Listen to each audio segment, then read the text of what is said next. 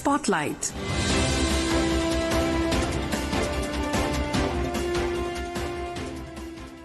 This is Akashvani. In the program Spotlight, now we bring a discussion on deepening India-UAE ties. The participants are Anil Trigunayat, former ambassador, and Simran Sodhi, journalist. Today we are discussing the India-UAE bilateral relationship. This comes as the visit of the Crown Prince of Dubai to India has happened, and we have seen major agreements in various areas and sectors being signed. We have in the discussion Ambassador Anil Trigunayat, who has served in the Foreign Service in the Middle East. He is also one of the leading Middle East experts in the country today. We also have Vinod Kumar, who is the special correspondent of Prasar Bharati, currently stationed in Dubai, joining us. So together we will discuss how this India-UAE relationship today is one of the strongest bilateral ties that India has, and how with time we see much more progress and depth happening in this bilateral relationship. Ambassador Trigunayat, when you look at this visit, how significant is this visit, especially given the fact that we also have some important announcements like the Indian Institute of Management and the India-UAE Friendship Hospital? They will be set up in Dubai. So these new initiatives and this visit, how much does this add to this bilateral relationship? All the relationships, one of the most rewarding and productive and mutually beneficial relationship has been the comprehensive strategic partnership with the UAE that we have developed over a decade in the past. And this visit also of the Crown Prince of Dubai is a continuation of that, whether it is in terms of education, as you mentioned, or for trade, or for defense, or for general geopolitical scenario. Visit has touched upon nearly every dimension of our relationship. As you know that UAE is our third largest trading partner in terms of bilateral volume. It is a balanced trade, means import and exports are generally equal in about $97 billion. And our total non-oil trade with the UAE is about $54 billion. So idea is to increase the non-oil trade to about $100 billion. In addition, we also have defense and security partnership. And as you have heard that during this visit and his meeting with the defense minister, the Pinaka missiles even have been supposedly offered to UAE, which is shopping for a lot of defense equipment all over. And Indian companies are doing extremely well there in cybersecurity, in space, in nuclear energy, in all these newer areas. Our relationship has continued to enhance, enrich, and deepen. Over the years, we have seen that. Prime Minister Modi actually started off his first ever visit to the region by going to UAE, and he has already been there by 7 times. And Sheikh Zayed, the Emir of UAE, also visited India at least 4 times or 5 times. So, which also shows, because the high-level visits, especially with the Arab world, carry a lot of significance. So I believe that this kind of a thing which happens, another thing is very important was that the Abu Dhabi, there's a temple that has been built, and now in Dubai we are talking of finishing off or making our Bharat Mart, which will be showcasing India's products in the region. So it is a hub for us. Secondly, UAE is also important for our sub-regional and regional outreach. We signed that comprehensive economic partnership agreement with them, which was the fastest ever agreement ever signed with any country. And it has already started dividends to us. Then they are part of the I2U2, that initiative with India, USA, Israel, and UAE. And now they are also very much an integral part of the IMEC corridor, India, Middle East, Europe Economic Corridor. So when we look at it, and they also host the largest Indian community, frankly, 3.5 million people who are living there in the UAE and are very much accepted as part of their nation building in the country. So I think that this visit of Mr. Maktoum was extremely important and a continuation of the partnership that is going on. And I actually had met Mr. Maktoum many, many years ago when I was working in the ministry. Let's now listen into what Commerce Minister Piyush Goyal had to say on the increase in the bilateral non-oil trade to almost US $100 billion annually by 2030. I cannot forget the day just about 3 years ago when my good friend Abdullah and I signed the Comprehensive Economic Partnership Agreement. It was truly a defining moment in our partnership, giving us a perspective of development since then, and I'm grateful to you for laying before us the roadmap for the future as we grow our non-oil trade to the $100 billion mark that you and I had set for this wonderful partnership. We also have the Prasar Bharati special correspondent Vinod Kumar, who is joining us from Dubai. Vinod, when you look at this visit, and we also see that the defense cooperation has been an important part of the talks during the visit of the Crown Prince of Dubai, and we've had the defense minister meet the Crown Prince, and we've also had discussions on how defense cooperation can be increased, the Coast Guard to Coast Guard agreement. How important is this element today in the bilateral relationship between India and the UAE?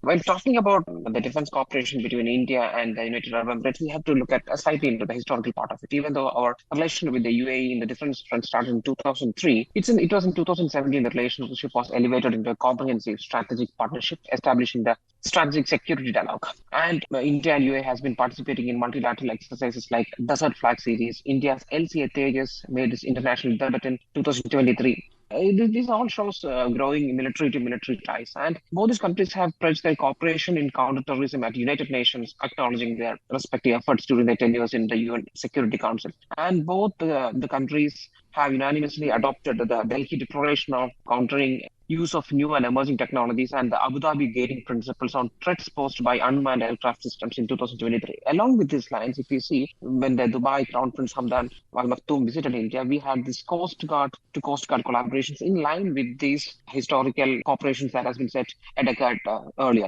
India and UAE expressed satisfaction in their active Coast Guard to Coast Guard cooperation. They agreed to formalize this collaboration through MOUs. And not only on Coast Guard to Coast Guard collaborations, this visit also emphasized on defense and industrial collaboration. Discussions were held on co-production, co-development, and then technology transfer. Both these countries are trying to be Atmanirbhar, and we have Make in India campaign. Same thing is here in the UAE, and the Make in Emirates initiative also is there. We have also offered Akash missile systems for the defense of UAE. The system can intercept, it's a very advanced air-to-air missile system, intercept hostile aircraft, and most importantly, drones, which is the new threat in the modern military warfare. And we have also discussions on joint R&D and technology sharing. So all this shows that we have a very in-depth, comprehensive strategic partnership when it comes to defense relationship between the India and the United Arab Emirates. Ambassador Trigunayat, if I could ask you to talk a little about what we've seen at the highest political level, the chemistry between Prime Minister Narendra Modi and Mohammed bin Zayed, and how we've seen that at every level politically, how India and UAE today seem to be in sync, and there is this personal chemistry of the political leadership which is also adding heft to this bilateral relationship. If you want to deal with the Arab world, you have to have personal relationship, a personal connect. For them, also makes a lot of difference. And I'm very happy that Prime Minister Modi, who has this magic of cultivating personal relationship with all leaders nearly, has tremendous respect by the Arab leadership. He has been given the highest award by almost all the countries in the Middle East wherever he has visited, which clearly indicates the kind of affection that they hold him. Bab's temple, which was built, for which Prime Minister Modi just asked for the land, and within a minute, the Sheikh immediately agreed to provide that, and he even visits that very often. So I think that personal relationships are very important, especially with the Arab world. And I think the Prime Minister Modi's, every time we have seen how they endearingly, respectfully address each other, there is a great comfort level in addressing the serious challenges that the world is facing. Because UAE is also playing a very important role. They follow a smart diplomacy with no problem with any neighbor or other countries' foreign policy. And therefore, they are an integral part of many solutions. And that's why they are part of our I2U2 and the IUSU, as well as the IMEC corridor project, apart from being our very important bilateral partner. They are also looking to invest a great deal in India. Indian companies have invested. More than 12,000 Indian companies are present in the UAE. Largest Indian community is hosted there. And very respectfully, in fact, that is something very important. They're looked after very well. They feel very happy about it. And this is true of all the 7 emirates. I would say that they look at India in a very affectionate manner and know that India's growth story can be beneficial to them. Vinod, the UAE has a large Indian diaspora. Almost 4.3 million people from India are working, living in the UAE. How important is this people-to-people linkages that you observe in this relationship? It's the most important and, in fact, the most base of the relationship between India and the UAE. We have got 4.3 million Indians living here, and that number is counting upwards every day. Because Dubai gives an ease of setting up business, ease of finding employment, and good working conditions. These are the things which motivate Indians to come here and work here, and they have contributed immensely to the development of this nation as well. Right from the inception of this nation in 1973, it was the Indian expatriate population that has built this country ground up.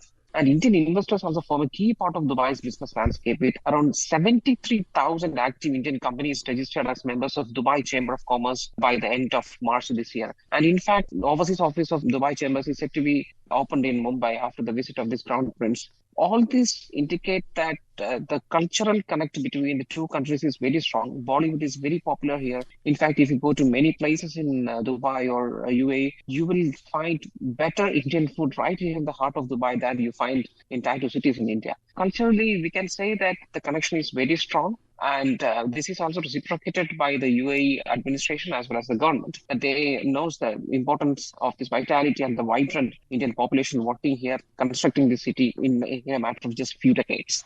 Ambassador Trigunayat, you also mentioned about the India-Middle East-Europe Economic Corridor, and we've seen that this is one of the exciting projects which are underlying the India-UAE relationship today. But given the tensions that we have seen in the Middle East for more than a year now, how do you see the progress on this going forward? And also, this is something which was talked about during the Crown Prince of Dubai's visit. So this is a project that is important, that is being paid a lot of attention. But given the tensions in the region, how do you see this going forward? Well, there is no doubt that the Israel-Hamas war has put some kind of a break onto this as far as that leg of the project is concerned. But as you know, that these kind of corridors generally are a long-term project. It takes at least 10 to 15 years to materialize fully and providing the complete connectivity. So it is that kind of a time frame we are looking at. Like you know that INSTC, the International North-South Transport Corridor, started off in 2000s and it is still having its own problems. So there is no corridor which is without any problem. So that's normal. At the same time, we know that the region is quite volatile. So it is obvious that there would be challenges that will come across and hopefully they'll be addressed going forward in one way or the other. But as far as India and UAE are concerned, you'll be surprised that irrespective of the problems that are being faced there, we have started working ourselves on our sections of the project. For example, in India, now we are working on several port developments, bringing them in a big way commensurate to the future requirements also. Likewise, the cables that are being laid, supply of hydrogen and others. So bilaterally, I think India and UAE are working very strongly. We recently had our Secretary Shipping visiting there for harmonizing various standards and how it can work together, because this is a long-term process. So likewise with UAE and Saudi Arabia, both we are working closely and continuing on our part of the deal in any case, because West Asia is one of the most important regions for us. It's virtually existential for us. So therefore, it is important that we continue to work together, and I'm happy that our focus remains on doing it. Likewise, Europeans are very keen. I have recently met some of them, and they are they have appointed their special envoy, or Sherpa as they're called, for the IMAC by various countries. France has just done it. Italy already has it. Some other countries. So they're very keen on this going forward. We'll have to just see how this eventually Israel-Hamas war pans out, because a lot depends on them if we have to go via Israel to Haifa.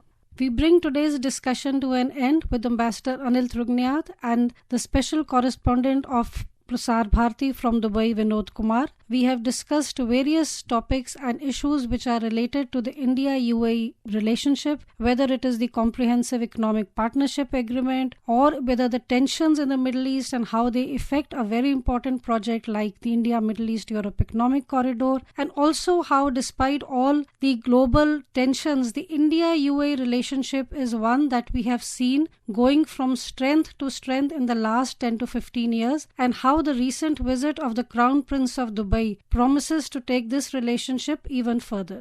You were listening to a discussion on deepening India-UAE ties. The participants were Anil Trigunayat, former ambassador, and Simran Sodhi, journalist. This program was produced and presented by the News Services Division of Akashvani. You can listen to it on a mobile app, News on AIR. This program is also available on our YouTube channel, News on AIR Official. You may share your feedback about this program through email at airnsdtalks@gmail.com or WhatsApp on 9289094044.